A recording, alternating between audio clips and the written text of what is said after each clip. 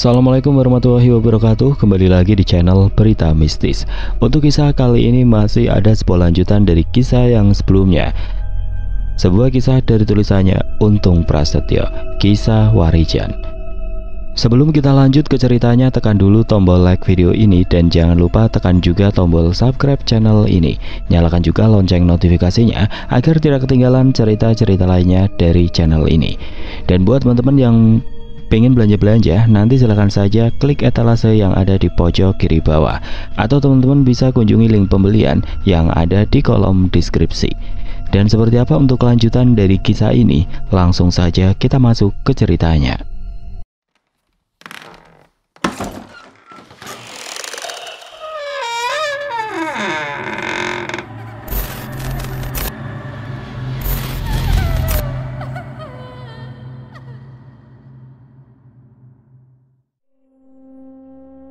Warijan yang baru saja berhasil menguak misteri dari teror mencekam di desa tempat tinggal Marwan, awalnya hendak langsung ingin melanjutkan laku lampahnya kembali. Sore itu ketika dia berpamitan kepada Marwan, Bandi, Kandar dan juga Sarip, Warijan malah diminta untuk tinggal beberapa hari lagi di desa tersebut. Rasa penasaran Marwan dan yang lainnya akan misteri yang masih tersisa dari teror yang terjadi membuat mereka meminta Warijan untuk menjelaskan detail peristiwa tersebut. Warijan yang awalnya bersikeras untuk melanjutkan perjalanannya, akhirnya merasa tersentuh oleh permintaan Marwan, Bandi, Kandar dan juga Sarip yang masih diliputi rasa ketakutan dan juga rasa penasaran itu. Sore hari di bawah langit yang mulai memerah, Warijan akhirnya memutuskan untuk memenuhi permintaan mereka. Dan dengan senyum yang penuh ketulusan, Warijan mengangguk lalu berkata bahwa ia akan tinggal beberapa hari lagi untuk memastikan kondisi desa tersebut benar-benar aman. Ketika malam tiba, rumah Marwan yang biasanya terasa sunyi dan sepi, saat itu dipenuhi oleh obrolan-obrolan santai dan sedikit canda tawa. Bandi, Kandar, Sarip dan beberapa warga lainnya sengaja datang ke rumah Marwan untuk menemani Warijan. Selain itu mereka tentunya sangat ingin mendengar cerita Warijan tentang teror yang menimpa desa tersebut.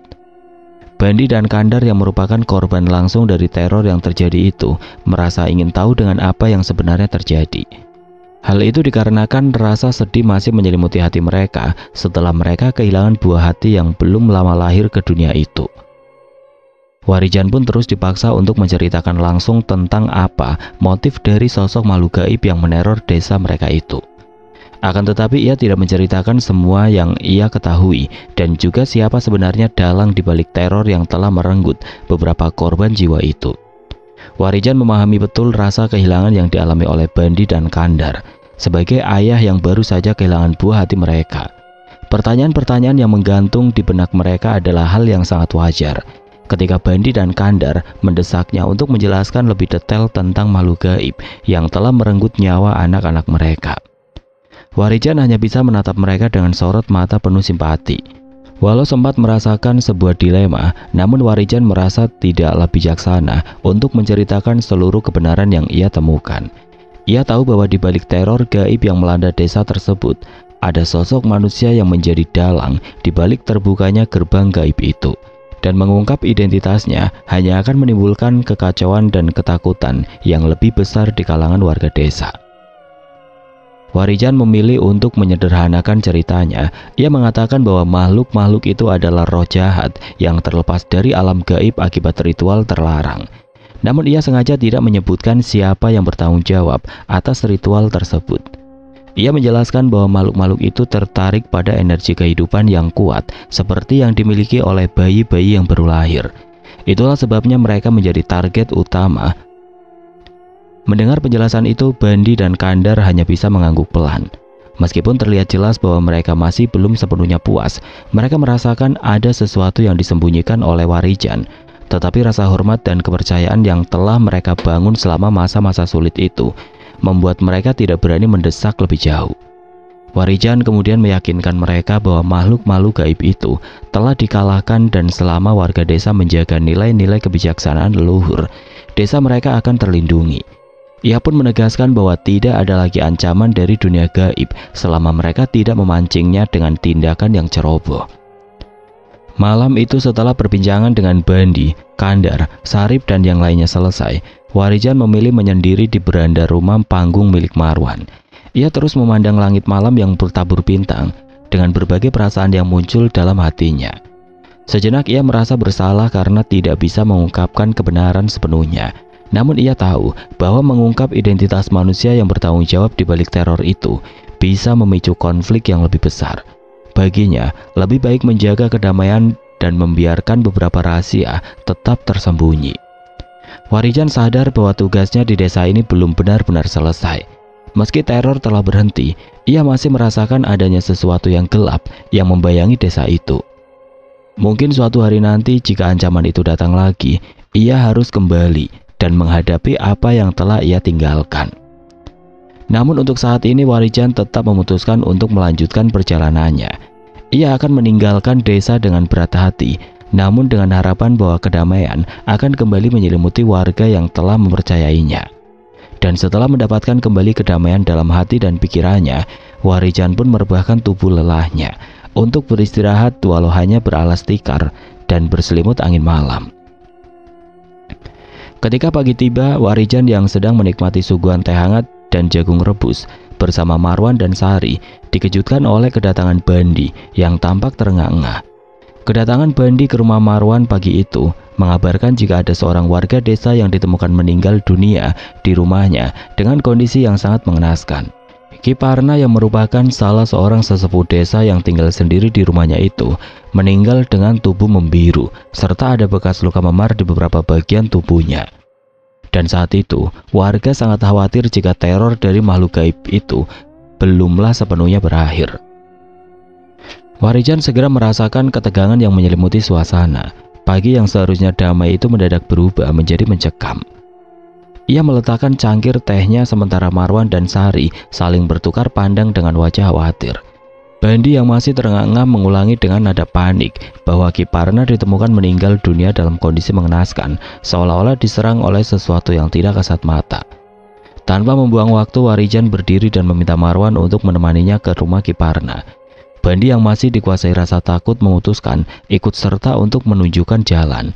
Sari berusaha menenangkan diri sambil menggendong bayinya, berharap kejadian itu tidak menandakan kembalinya teror yang sempat mereka hadapi. Sesampainya di rumah Ki Parna, suasana semakin suram. Beberapa warga desa sudah berkumpul, berbisik-bisik dengan wajah pucat. Sementara tubuh Ki Parna tergeletak di balai bambu dengan tubuh kaku dan memar-memar yang tampak jelas. Warijan segera memeriksa tubuh Ki Parna dengan seksama. Bekas luka di tubuhnya mengindikasikan adanya serangan secara fisik, namun dia masih meragukan jika serangan tersebut berasal dari sosok makhluk gaib. Warijan mulai merapalkan mantra perlindungan, mencoba merasakan jejak energi gaib yang mungkin tertinggal di sekitar tubuh Ki Parna. Akan tetapi dia sama sekali tidak dapat merasakan adanya energi dari sosok makhluk gaib di sekitarnya. Marwan dan Bandi menunggu dengan tegang di samping Warijan. Sementara warga yang lain mulai bertanya-tanya apakah mereka benar-benar sudah terbebas dari kutukan yang melanda desa itu. Setelah beberapa saat, Warijan membuka matanya dan menatap Marwan dengan tatapan serius. Ia tahu bahwa ini bukan serangan makhluk gaib yang sama, melainkan serangan dari seseorang yang memang berniat untuk menghabisi Ki Parna. Beberapa saat berlalu, Pak Sigit bersama para perangkat desa lainnya datang ke rumah Ki Parna. Di antara rombongan Pak Sigit itu terlihat seseorang yang berpenampilan berbeda dari warga yang lainnya. Warijan menatap dengan penuh perhatian ketika rombongan Pak Sigit mendekat. Para warga yang berkumpul di sekitar rumah Ki Parna pun segera memberi jalan dan membiarkan para perangkat desa itu lewat. Terlebih lagi orang-orang yang berada di tempat itu dibuat kagum dengan sosok lelaki parubaya yang memiliki rambut panjang beruban dan ditutupi dengan kain batik khas daerah setempat itu. Karena sosok itu lebih terlihat seperti seorang dukun sakti. Kedatangan Pak Sigit yang merupakan kepala desa di tempat itu membuat Warijan mundur dan mengambil jarak dari tempat jasad Ki Parna berada. Hal itu terjadi karena Warijan yang awalnya tidak merasakan adanya energi gelap, tiba-tiba saja merasakan aura hitam dan energi yang kuat yang berasal dari sosok lelaki yang dipanggil dengan sebutan Ki Marta oleh Pak Sigit. Setelah beberapa saat mengamati tubuh kaku yang penuh luka lebam itu, Pak Sigit dan beberapa orang lainnya akhirnya sepakat untuk segera memandikan jenazah Ki Parna dan segera menguburkannya di pemakaman desa sebelum sore tiba. Bersamaan dengan itu, Di tengah warga yang berkumpul di rumah Kiparna, Pak Sigit pun lalu membuat pengumuman tentang penyebab kematian salah satu sesepuh desa itu. Pak Sigit yang terus didampingi oleh Ki Marta mengatakan jika desa mereka kembali mengalami teror mencekam yang tidak hanya mengincar bayi, tapi sosok yang sudah menghabisi nyawa Kiparna itu bisa menyerang siapa saja yang berada di luar rumah pada malam hari. Pak Sigit juga mengatakan jika apa yang telah dilakukan oleh Warijan belum dapat membantu desa mereka keluar dari masalah besar ini. Mendengar hal itu, tentu saja Warijan merasa terkejut dan merasa kecewa setelah perjuangannya sama sekali tidak dihargai oleh kepala desa itu. Akan tetapi ia segera menepi semua itu. Warijan yang hampir kehilangan rasa keikhlasannya itu langsung menghela nafas dan membuang jauh-jauh prasangka buruk di hatinya. Dan saat itu juga Pak Sigit memperkenalkan Ki Marta sebagai sosok pelindung mereka yang akan melindungi desa mereka. Kepala desa itu mengatakan jika Ki Marta akan menjadi juru kunci yang menggantikan Eyang Rambit yang telah meninggal beberapa waktu lalu. Dia juga menolak kedatangan sang juru kunci pengganti yang bernama Arya yang merupakan cucu dari Eyang Rambit. Pak Sigit mengatakan jika Arya bukan lagi bagian dari desa mereka setelah Arya pergi meninggalkan desa dan kewajibannya sebagai juru kunci pengganti di desa itu. Marwan dan Bandi serta semua warga desa yang berada di tempat itu sempat dibuat terkejut oleh apa yang disampaikan Pak Sigit. Tapi sebagai warga, mereka tidak berani bertanya apapun tentang semua yang telah disampaikan kepala desa itu. Sebelum pergi, Pak Sigit pun menghampiri Warijan yang saat itu masih bersama Marwan dan Bandi. Dan tanpa sedikit pun rasa ragu, Pak Sigit langsung meminta Warijan untuk pergi meninggalkan desa karena dia dianggap tidak mampu menyelesaikan permasalahan di desa itu. Pak Sigit dengan tegas mengatakan jika Warijan tidak segera pergi, maka warga desalah yang akan memintanya untuk pergi karena dia dianggap telah gagal dan telah membangkitkan kekuatan jahat lainnya yang lebih besar. Warijan hanya menatap Pak Sigit dengan tatapan tenang meski hatinya bergemuruh. Ia mendengarkan setiap kata yang keluar dari mulut kepala desa itu tanpa menyela. Marwan dan Bandi yang berada di sampingnya tampak gelisah. Mereka tidak terima dengan perlakuan yang diterima Warijan setelah semua usaha yang telah dilakukan untuk melindungi desa. Namun Warijan menahan mereka agar tidak bereaksi berlebihan. Setelah suasana kembali tenang, Warijan menarik nafas panjang dan menatap Marwan serta Bandi yang masih setia menemaninya. Dengan raut wajah yang penuh penyesalan, Warijan yang sebenarnya mengetahui apa yang terjadi di desa itu mulai berpikir untuk mencari cara agar dia dapat bertahan di desa dan menguak misteri yang ada. Ia tahu bahwa dirinya harus bertindak cepat jika ingin menyelesaikan masalah ini sebelum benar-benar dipaksa pergi. Tanpa membuang waktu, Warijan, Marwan, dan Bandi segera mencari Kandar dan Sarip. Setelah beberapa saat berlalu, mereka pun akhirnya kembali berkumpul di rumah Marwan untuk membicarakan masalah di desa itu yang semakin rumit. Warijan yang kini diselimuti rasa penyesalan karena tidak langsung menceritakan apa yang sebenarnya terjadi kepada Marwan, Bandi, Kandar, dan Sarip pun kembali mengalami dilema. Di satu sisi dia ingin menjaga sebuah rahasia besar yang ada di desa itu tanpa menyalahkan pelaku utama dari teror yang telah terjadi. Tapi di sisi lain, dia dihadapkan dengan kenyataan sulit dan juga dapat membuatnya menjadi orang yang disalahkan atas apa yang kini kembali menimpa desa tersebut. Sebaiknya kau tidak berada di rumah ini, Mas. Aku yakin sebentar lagi warga akan datang ke rumah ini dan memintamu untuk segera pergi dari desa ini, ujar Marwan yang membuat Warijan tersadar dari lamunannya. Benar, Mas. Sebaiknya sampean bersembunyi dulu, Ibu Sarip sambil menatap Warijan dengan wajah sendu. Baiklah. Kalau begitu aku akan pergi ke lembah itu lagi. Sepertinya itu adalah tempat yang aman, balas Warijan yang masih terlihat tenang. Sepertinya tidak ada lagi tempat untukmu di desa ini, Mas, seru Kandar dengan suara lantang sambil berdiri dan menuju ke arah Warijan. Jika kau tidak mengatakan apa yang sebenarnya terjadi di desa ini, maka aku sendiri yang akan mengusirmu dari desa ini. Sabar, Dar. Kamu jangan emosi. Ingat, Dar, Mas Warijan ini sudah mempertaruhkan nyawanya untuk menolong kita, balas Marwan yang berusaha menenangkan Kandar. Memang benar, Wan, tapi sayangnya dia tidak pernah berkata jujur tentang apa yang sebenarnya terjadi. Dan aku sangat yakin jika dia menyembunyikan sesuatu dari kita. Benar apa yang dikatakan Mas Kandar. Saya memang telah menyembunyikan sebuah rahasia besar di desa ini. Apa yang saya ketahui, sengaja saya sembunyikan agar tidak menimbulkan masalah lainnya, balas Warijan dengan tenang. Tapi sekarang, sepertinya tidak ada lagi gunanya untuk menutupi semua kebenaran ini. Ibu Warijan yang meminta Kandar dan Marwan tenang terlebih dahulu. Sebaiknya sampean katakan saja, Mas, apa yang sebenarnya terjadi? Pinta Bandi yang sedari tadi hanya terdiam memandangi satu persatu temannya itu. Iya, Mas, karena kebenaran pasti akan menemukan jalannya sendiri untuk diketahui. Ibu Sarip seraya meminta Warijan berkata jujur kepada mereka. Baiklah. Yang menjadi dalang di balik kematian bayi-bayi di kampung ini adalah Bapak Kepala Desa ini, ucap Warijan yang sontak membuat Marwan, Kandar, Bandi dan Sarip terkejut dibuatnya. Malam nanti akan aku ceritakan semua di lembah pertama sebelum lembah tempat pohon besar itu berada. Datanglah ke sana, aku harus pergi sekarang. Ibu Warijan yang segera mengambil pakaiannya yang ada di dalam tas hitam dan berjalan ke arah belakang rumah Marwan. Setelah Warijan pergi meninggalkan rumah Marwan, tidak lama kemudian datang beberapa orang warga ke rumah Marwan dan menanyakan keberadaan Warijan. Bandi yang masih percaya dengan Warijan pun mengatakan jika pemuda itu telah pergi dari desa setelah mereka sampai di rumah Marwan. Karena tidak percaya dengan apa yang telah disampaikan oleh Bandi, orang-orang yang tampaknya sudah terprovokasi oleh Pak Sigit bersikeras menggeledah rumah Marwan untuk mencari keberadaan Warijan. Dengan tenang, Marwan pun mempersilahkan orang-orang itu masuk dan meminta istrinya keluar dari kamar. Marwan tetap tenang meskipun ada ketegangan yang mulai meningkat. Dia tahu situasi ini tidak akan mudah, terlebih setelah desas-desus yang disebabkan oleh Pak Sigit tadi. Warga yang datang dengan wajah penuh kecurigaan dan ketegangan itu mulai mengelilingi rumah Marwan. Beberapa dari mereka bahkan mulai membentak dan bertanya dengan kasar kepada Marwan, Bandi, Kandar dan juga Sarip. Kemana bocah itu?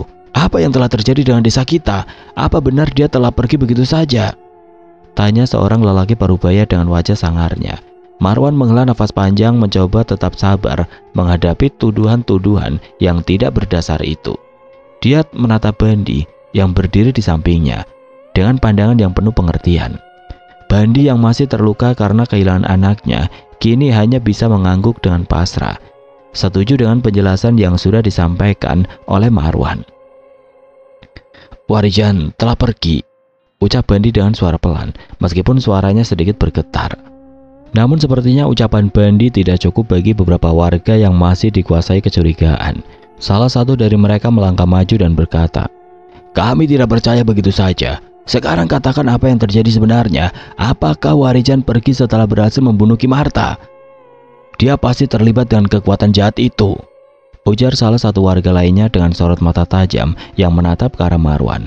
Dengan suara yang lebih keras, Marwan pun akhirnya berkata, "Kami tahu bahwa kalian merasa cemas. Kami juga merasakan itu. Tapi Warijan bukanlah musuh kita. Justru dia yang telah melindungi kita dari ancaman yang lebih besar. Jika kalian benar-benar peduli dengan keselamatan desa ini, maka sekarang saatnya kita bersatu, bukan terus saling curiga," seru Marwan dengan tegas. Di antara kerumunan itu beberapa wajah mulai tampak berpikir, namun mereka masih tetap terbelah. Sebagian percaya pada Marwan, sementara sebagian lagi tidak dapat melepaskan pengaruh dari Pak Sigit dan Ki Marta. Dengan suara yang tenang namun sangat berwibawa, akhirnya Kandar pun kembali menegaskan jika Warijan telah pergi dari rumah Marwan. Dan jika mereka ingin menyusulnya, Kandar pun memberitahu jika Warijan pergi melalui lembah Jagat Maya di mana tempat pohon keramat berada. Karena setelah lembah Jagat Maya ada hutan dan perbukitan yang memiliki jalan setapak menuju desa lainnya. Malam sudah mulai merayap dan mereka tahu bahwa perjalanan menuju lembah itu tidak akan mudah. Lembah yang dimaksud memang terletak agak jauh, melintasi jalan setapak yang berbatu dan dikelilingi oleh pepohonan lebat. Namun mereka semua memiliki tekad yang sama, yaitu untuk mencari jawaban dari permasalahan yang ada, serta membantu Warijan jika ada yang masih bisa dilakukan. "Warijan tidak akan pernah meninggalkan kita begitu saja," ujar Marwan dengan penuh keyakinan.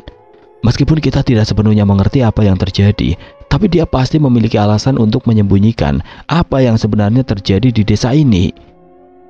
Kandar yang tampaknya masih terhanyut dengan rasa kehilangan mengangguk perlahan.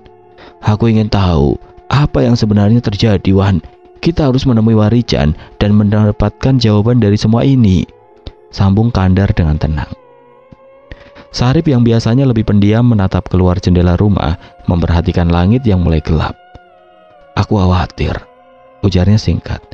Jika kita tidak segera menemui Warijan, sepertinya akan ada hal yang lebih buruk lagi dari teror mencekam itu. Aku takut kita tidak bisa menghentikan apa yang telah dimulai sejak lama. Imbu Sarip yang membuat Marwan, Bandi, dan juga Kandar mengangguk pasti. Warijan sudah banyak membantu, meskipun dia tidak mendapatkan apa yang seharusnya dia terima dari kepala desa, sambung Marwan sambil menghela nafas panjangnya. Setelah masing-masing merasa yakin tentang apa yang disampaikan oleh Warijan sebelum dia pergi sore tadi, akhirnya Marwan, Kandar, Bandi bersiap untuk menemui Warijan di lembah pertama. Sedangkan Sarip diminta menjaga anak dan istri mereka yang saat itu berada di satu tempat yang sama, yaitu rumah Marwan. Dengan tekad yang sudah bulat, ketiganya pun melangkah keluar dari rumah Marwan di malam yang mulai gelap. Udara dingin dari pegunungan yang menyelimuti desa membuat perjalanan mereka terasa lebih berat. Namun rasa takut yang mereka alami tidak sebanding dengan rasa tanggung jawab yang ada di dalam hati mereka. Mereka tahu perjalanan ini bukan hanya untuk mereka sendiri, tapi juga untuk masa depan desa mereka dan untuk anak-anak yang tidak berdosa dan keluarga mereka yang masih bertahan hidup. Sarip yang ditinggalkan di rumah Marwan merasakan beban berat. Menjaga anak-anak yang masih bayi serta menjaga istri mereka semua membuatnya tidak bisa lagi hanya terdiam. Meski tugasnya adalah melindungi mereka, Sarip merasa dirinya lebih baik berada di sisi teman-temannya, berjuang melawan kegelapan yang mengancam. Namun ia tahu, kali ini ia harus lebih sabar karena perjalanan mereka belum tentu akan mudah. Dan waktu yang mereka miliki semakin sedikit. Akhirnya setelah menempuh kurang lebih 1 jam perjalanan, mereka tiba di lembah pertama, tempat yang berada sebelum lembah Jagadmaya, pohon keramat berada.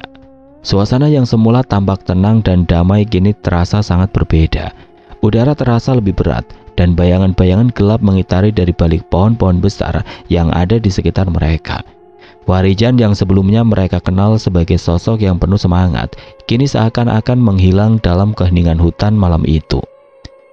Mereka terus maju, berusaha mencari tanda-tanda keberadaan Warijan. Semakin dalam mereka masuk ke lembah, semakin pekat rasa ketegangan yang mereka rasakan. Mereka tahu, mereka tidak hanya mencari Warijan, tetapi mereka juga mencari jawaban atas pertanyaan besar yang sudah lama menghantui desa mereka. Di ujung lembah, mereka akhirnya menemukan sebuah goa kecil, tempat di mana mereka terakhir kali melihat Warijan. Di dalam goa, api unggun kecil menyala dengan tenang. Warijan duduk di depan api, wajahnya tenang, namun matanya menyimpan ribuan perasaan yang sulit diungkapkan. Ketika mereka memasuki goa, Warijan mengangkat wajahnya dan melihat mereka satu persatu. Ekspresi di wajahnya tetap serius, tetapi ada semacam kedamaian di dalam tatapannya. Marwan, Kandar, dan Bandi mendekat, duduk di sekitar api unggun, merasakan hangatnya sedikit, meski ketegangan masih meliputi diri mereka.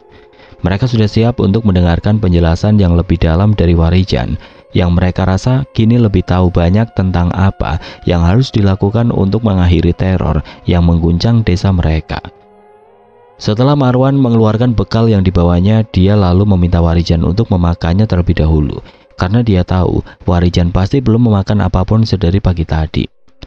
Suasana yang terasa mulai hangat di antara mereka pun membuat Marwan, Kandar, dan Bandi merasa sedikit lega. Dan beberapa saat berlalu, Warijan kemudian mulai menjelaskan lebih lanjut tentang rahasia yang tersembunyi di balik desa mereka. Ia mengungkapkan bahwa pohon besar yang ada di lembah itu bukan hanya tempat terjadinya perjanjian kuno, tetapi juga merupakan titik utama dari gerbang gaib yang menjadi penghubung dengan dunia nyata.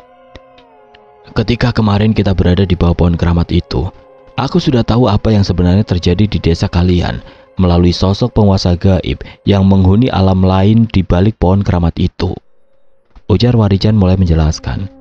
Dia mengatakan jika ada seseorang yang membuka pagar gaib yang melindungi desa kalian, dan pemuda itu adalah orang yang seharusnya menjaga desa kalian dengan menjadi juru kunci desa ini.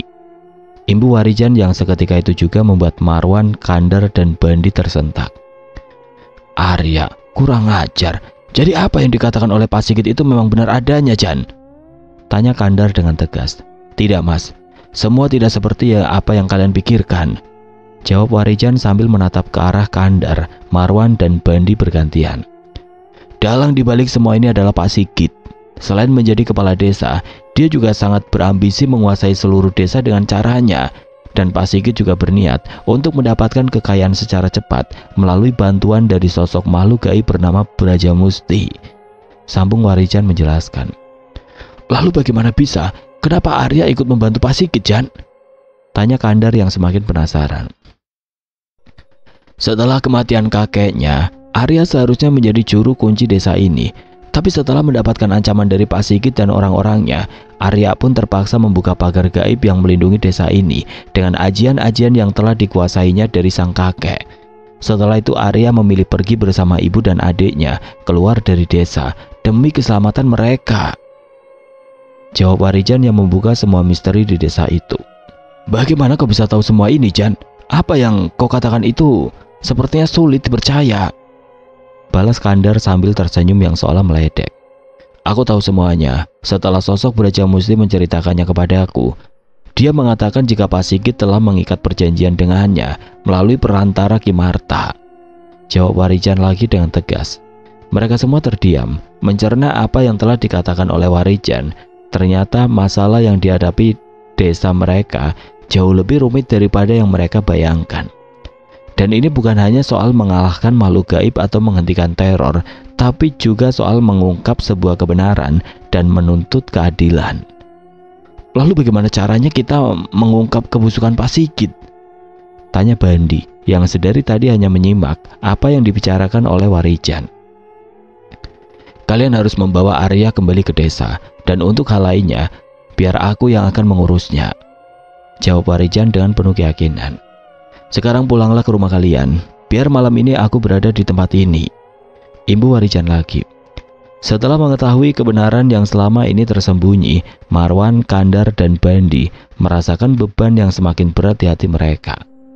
Mereka kini memahami bahwa kunci untuk menyelesaikan masalah yang mengancam desa mereka bukan hanya ada pada keberanian mereka dalam menghadapi kekuatan gaib, tetapi juga pada Arya yang merupakan cucu dari Eyang Rambit yang memiliki potensi untuk menjadi pengganti juru kunci yang sebenarnya. Namun perjalanan untuk membawanya kembali ke desa bukanlah hal yang mudah. Arya yang selama ini telah hidup jauh dari desa ke dunia yang lebih mapan di kota, pastinya tidak tahu apa yang sebenarnya terjadi di desanya saat itu. Marwan, Kandar, dan Bandi menyadari bahwa mereka harus menyampaikan semua kebenaran yang telah mereka ketahui kepada Arya. Tetapi mereka juga harus berhati-hati. Tidak semua orang bisa menerima kenyataan bahwa mereka terikat pada kekuatan dan takdir yang jauh lebih besar dari yang mereka inginkan. Mereka harus meyakinkan Arya bahwa kembali ke desa bukan hanya tentang tanggung jawab serta haknya untuk memenuhi warisan leluhur, tetapi juga tentang menyelamatkan orang-orang yang mereka cintai. Setelah melalui malam yang melelahkan dan juga mendebarkan, pagi harinya Marwan mengajak Kandar dan Bandi serta Sarip untuk merencanakan langkah mereka selanjutnya. Mereka harus pergi ke kota tempat Arya tinggal, meskipun mereka tahu itu berarti meninggalkan desa yang sedang berada dalam ketidakpastian. Meskipun keadaan di desa sudah tenang setelah keberhasilan Warijan menaklukkan sosok makhluk gaib bernama Brajamusti, tapi masih ada ancaman yang mengintai desa mereka. Akan tetapi tanpa kembalinya Arya, maka sudah pasti usaha mereka akan sia-sia. Mereka berempat akhirnya membagi tugas. Bandi dan Kandar memutuskan untuk berangkat secepatnya ke kota, sementara Marwan dan Sarip bertugas menjaga keselamatan keluarga mereka. Dalam perjalanannya, pikiran mereka penuh dengan berbagai pertanyaan. Bagaimana cara mereka bisa meyakinkan Arya untuk kembali? Dan akankah ada waktu bagi mereka untuk kembali ke desa tempat waktu jika Arya setuju untuk membantu mereka? Di sisi lain, Warijan yang juga memiliki tanggung jawab besar untuk menyelesaikan semua permasalahan di desa itu, memilih kembali menemui sosok Brajamusti. Hal itu sengaja dilakukannya untuk meminta Brajamusti membantunya dalam mengungkap kebusukan yang telah dilakukan oleh Pak Sigit dan Ki Marta. Dengan tekad bulat, Warijan memutuskan untuk kembali ke lembah tempat pohon keramat yang menjadi gerbang gaib menuju tempat Brajamusti berada. Setelah berhasil menembus dimensi lain, akhirnya Warijan pun dapat kembali bertemu dengan sosok Brajamusti yang terlihat duduk di atas singgasananya bersama beberapa pengawalnya. Tanpa sedikit pun rasa ragu, Warijan yang telah membuat perlindungan gaib dengan ajian-ajian yang dimilikinya terus melangkah ke arah singgasana sang penguasa alam gaib tersebut. "Apa yang bisa aku bantu, anak muda?" tanya sosok Brajamusti yang masih berwujud sosok hitam besar dengan mata yang merah menyala. "Menghentikan orang yang telah kau bantu selama ini, Braja," jawab Warijan dengan tegas. "Apa imbalan yang pantas untukku setelah aku membantumu?" tanya sosok Brajamusti dengan tegas sambil perlahan merubah wujudnya menjadi seorang pemuda bertubuh besar dengan jubah perangnya. "Tidak ada imbalan apapun, Braja," jawab Warijan yang juga mulai mengeluarkan energi besar dari sukmanya. "Kurang ajar, beraninya kau menantangku," balas sosok Brajamusti yang telah mengetahui tujuan Warijan yang sebenarnya. Kedatangan Warijan yang memang ingin meminta bantuan kepada sosok Brajamusti itu memang sudah dia rencanakan sejak awal. Dia tahu jika dirinya harus menaklukkan sosok tersebut agar dia tidak perlu memberi imbalan apapun kepadanya, dan dengan persiapan matang, Warijan pun bertekad untuk dapat mengalahkan Brajamusti di alam tempatnya berkuasa. Walau tidak semudah ketika dia mengalahkan Brajamusti di dunia nyata, tapi Warijan yang telah mempersiapkan diri dengan tekad yang bulat mulai menyerang Brajamusti dengan ajian tapak geni yang dipadu dengan ajian sindung geni. Pertempuran gaib pun seketika pecah dan energi liar dari serangan Warijan dan juga Brajamusti seketika itu juga memporak-porandakan istana kecil yang dihuni beberapa makhluk gaib di bawah kekuasaan Brajamusti. Warijan tahu Brajamusti adalah salah satu penguasa alam gaib yang tidak bisa dianggap enteng. Kekuatan Brajamusti bukan hanya berasal dari ilmu kesaktian sosok itu sendiri, tetapi juga dari hubungan yang erat dengan kekuatan-kekuatan gaib yang telah ada sejak zaman dahulu. Dalam pertempuran mereka sebelumnya, Warijan sudah bisa merasakan aura kuat yang dimiliki oleh Brajamusti, dan itu membuatnya semakin yakin bahwa jika dia bisa mengalahkan Brajamusti di alamnya, maka sosok itu akan dapat mematuhi apa yang dia perintahkan. Pertempuran di alam gaib antara Warijan dan Brajamusti berlangsung dengan sangat sengit. Setiap serangan dari Warijan yang membawa kobaran api langsung membakar segala sesuatu di jalurnya. Sementara Brajamusti dengan kekuatan gaib yang sangat besar menghalau setiap serangan dengan energi hitam yang seolah tidak terhingga. Pertempuran ini bukan hanya soal fisik atau kemampuan beradu tenaga, tetapi juga tentang kehendak dan takdir, sebuah ujian di mana keduanya mengukur batas kemampuan mereka di alam yang tidak terlihat oleh mata manusia. Warijan memfokuskan seluruh kekuatannya pada ajian tapak geni, sebuah ajian yang memungkinkan dia mengalirkan energi api dari dalam sukmanya, mengubah setiap serangan menjadi gelombang panas yang mampu membakar bahkan makhluk gaib yang paling kuat sekalipun. Bersamaan dengan itu, ajian sindung geni menambah kekuatan serangannya, memperkuat setiap getaran energi panas yang keluar dari tubuhnya. Serangan itu begitu dahsyat, meluncur bagaikan petir yang menyambar dari langit, memporak-porandakan segala yang ada di hadapannya. Brajamusti bukanlah lawan yang mudah. Ia berdiri dengan penuh kewaspadaan, menanggapi setiap serangan Warijan dengan kekuatan yang jauh lebih gelap dan lebih dalam. Di balik tubuh raksasanya yang diselimuti oleh kabut hitam, Brajamusti mengumpulkan energi dari segala arah. Dia menggenggam kekuatan alam gaib, menyerap setiap sentuhan energi yang ada di sekitarnya untuk membalas serangan Warijan. Sebuah ledakan besar terjadi ketika kedua kekuatan tersebut bertabrakan, menyebabkan gelombang energi yang menghancurkan segala sesuatu di sekitarnya. Istana kecil yang menjadi tempat tinggal Brajamusti pun terbelah dan runtuh, disapu habis oleh kekuatan luar biasa yang dihasilkan oleh pertempuran tersebut. Pecahan-pecahan batu hitam dan puing-puing energi berterbangan di udara, menciptakan sebuah pemandangan yang sangat kacau dan berbahaya. Meskipun tubuhnya terasa terhimpit oleh energi yang luar biasa, tapi Warijan tidak berhenti. Dia tahu inilah saat yang paling menentukan. Jika dia bisa mengalahkan Brajamusti di alam ini, maka dia akan memiliki kendali atas semua makhluk gaib yang berada di bawah kekuasaannya. Tidak hanya itu, dengan kekalahan Brajamusti, energi gelap yang selama ini menguasai desa akan terputus, dan kegelapan yang menghantui Marwan, Kandar, Bandi dan seluruh warga desa akan hilang. Dengan satu gerakan cepat, Warijan mengalirkan seluruh energi murninya, mengerahkan kekuatan ajian tapak geni ke pusat alam gaib yang menjadi sumber dari kekuatan Brajamusti. Api besar yang muncul dari serangan itu menggulung seluruh istana tempat Brajamusti berdiri, memaksa penguasa gaib tersebut untuk mundur. Namun Brajamusti tidak menyerah begitu saja. Ia mengeluarkan teriakan yang menggema di seluruh alam gaib tempatnya berada dan mengirimkan gelombang energi yang lebih besar yang mencoba menekan Warijan. Kekuatan Brajamusti sangat dahsyat, hampir tidak terbayangkan, dan semakin lama semakin menguat. Tempat di sekitar mereka tampak berputar, sementara Warijan merasa tubuhnya terhimpit oleh energi kegelapan yang semakin menggulung. Dalam detik-detik yang sangat genting bagi Warijan itu, tiba-tiba datang sebuah kekuatan besar yang membantunya menjinakkan energi yang dihempaskan oleh Brajamusti. Dan hanya dalam waktu yang singkat, kekuatan besar yang berasal dari Widanu itu menggulung tubuh Brajamusti hingga dia terpelanting, lalu tumbang tidak berdaya. "Terima kasih Danu, kau memang selalu datang di waktu yang tepat," bisik Warijan dalam hatinya. "Gunakan keris pusaka makhluk gaib itu, Mas, untuk menaklukkannya," balas suara Widanu yang terdengar dengan jelas di kepalanya. "Baik, sekali lagi terima kasih untuk bantuanmu Danu," balas Warijan yang langsung melesat ke tempat Brajamusti terbaring lemah. Benar apa yang dikatakan oleh Widanu, jika sosok Brajamusti memiliki bila keris yang disimpan di balik jubah perangnya.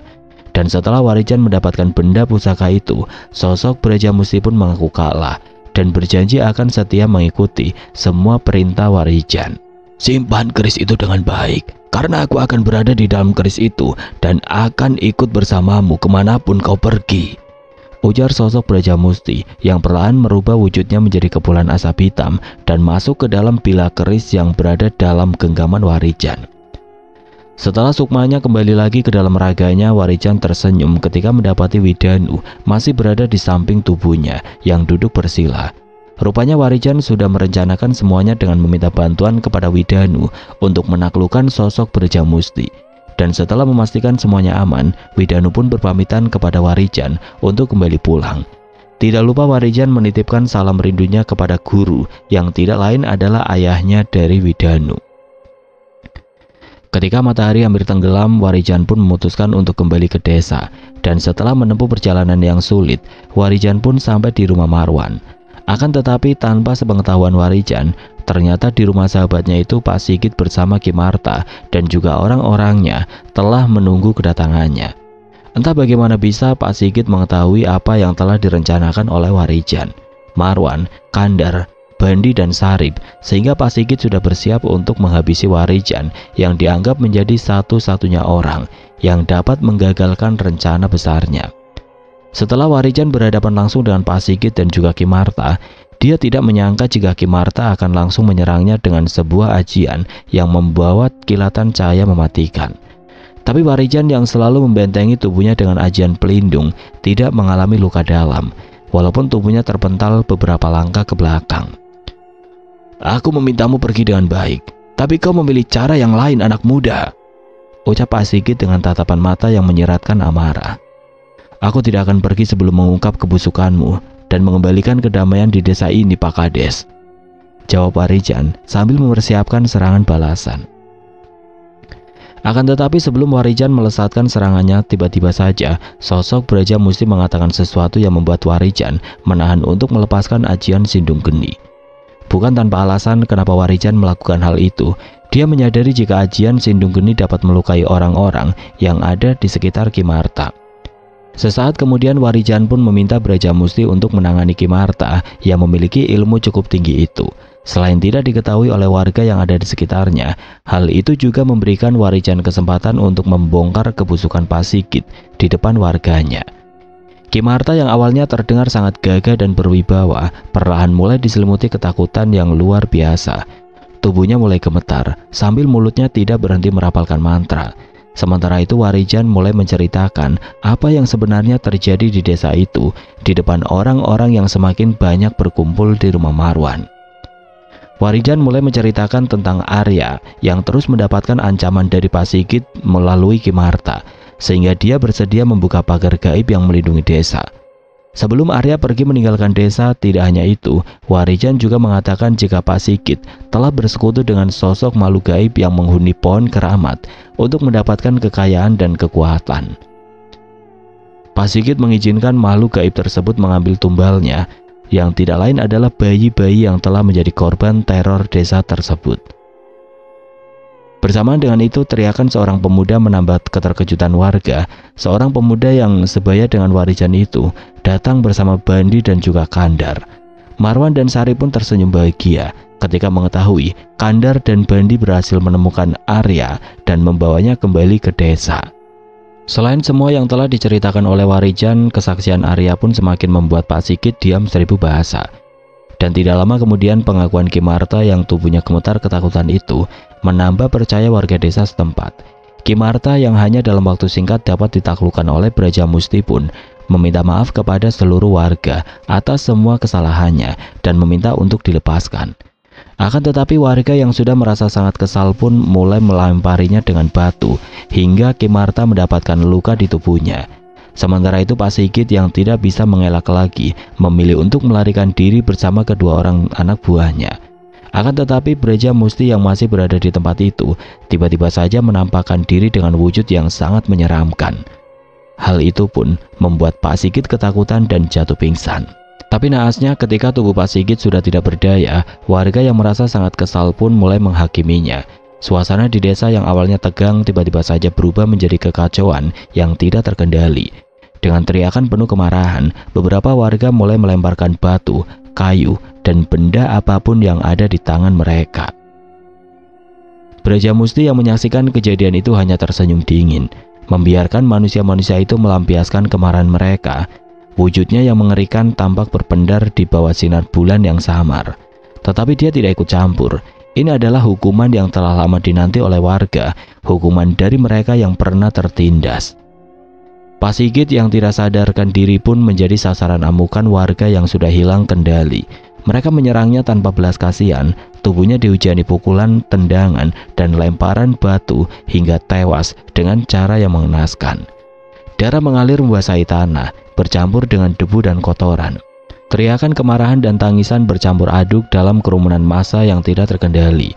Di tengah kerumunan itu, Warijan berdiri terpaku, menyaksikan bagaimana keadilan berubah menjadi ajang balas dendam yang brutal. Dia tahu ini bukan yang diharapkan. Dia ingin warga melihat kebenaran, tapi bukan cara seperti ini. Namun dia juga memahami bahwa amarah yang telah lama terpendam sulit untuk dikendalikan begitu saja. Marwan, Kandar, dan Bandi yang berada di tengah kerumunan mencoba menenangkan warga yang mulai histeris. Mereka menyadari bahwa apa yang baru saja terjadi telah melewati batas. Sarip yang datang berlari dari rumah Marwan membawa pesan untuk menghentikan amukan warga, namun semuanya sudah terlambat. Ketika suasana mulai mereda, warga hanya bisa terpaku memandang tubuh tidak bernyawa Pak Sigit yang sudah hancur. Malam yang dingin itu menjadi saksi bagaimana amarah manusia bisa berubah menjadi kekerasan yang tidak terkendali. Mereka mungkin telah membalaskan dendam mereka, tetapi yang tersisa hanyalah kehancuran dan penyesalan. Warijan menarik nafas panjang memandang Marwan dan yang lainnya. Dalam keheningan malam yang mulai menyapa, Warijan berjalan menjauh dari kerumunan. Dia tahu tugasnya di desa ini belum selesai, masih ada banyak hal yang perlu diperbaiki, terutama luka-luka yang kini menganga di hati para warga setelah kematian Pak Sigit. Namun dia juga tahu bahwa pengungkapan kebenaran ini akan membawa perubahan yang lebih baik untuk desa mereka. Dengan tekad baru, Warijan memutuskan untuk tetap tinggal beberapa hari lagi, membantu desa pulih dari trauma yang baru saja terjadi.